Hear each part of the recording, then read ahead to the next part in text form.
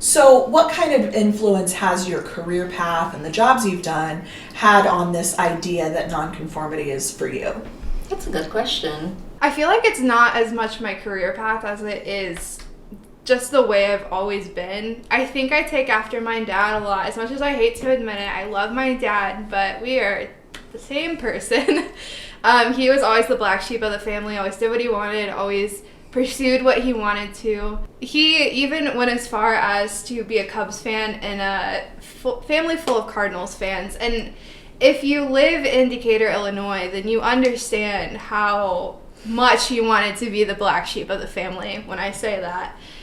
But anyway, I just naturally took after him. So after high school, I went to college because they wanted me to. After like half a semester, I was like, I'm not coming back. This is stupid. And given part of it was the college that I went to, but I think that experience of going to a college that was so niche down in the type of person that should be attending it, I was not the kind of person that should be attending that school. And I'm not trashing it by any means. It's a good school. It's just not for me. That whole experience kind of opened this, I guess, sent me down this rabbit hole of like, what else can I do? And also having friends in the music scene, you know, they're always finding different ways to live aside from corporate America. I think I only have one friend out of all of the friends in the music scene that I know that works an office job. So that all like taught me that there are other ways of doing life. You don't just have to get a degree and go to an office. You can bartend and make pretty dang good money doing it and tour. And you can be a barista, which I was for a while, and they were totally fine with me touring. And then I met Cassie, and I told her that I tour, and she was like, oh, okay, what do you want me to do with this information? I was like, just letting you know. So I think meeting those people and like hearing how they've done things has taught me. But I mean, you know, career path a little bit has, because I've met people like Cassie who are her age and don't see one way to life.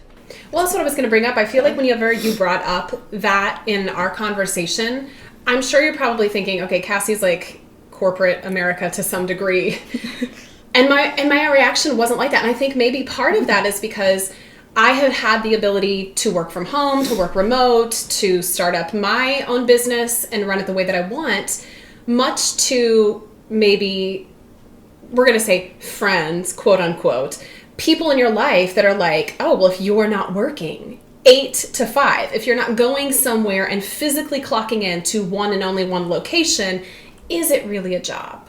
And now my personal family was supportive, but I had people in my life that didn't understand it. It's not a real career if you're not literally physically clocking in and clocking out somewhere at 8 o'clock and then at 5 o'clock.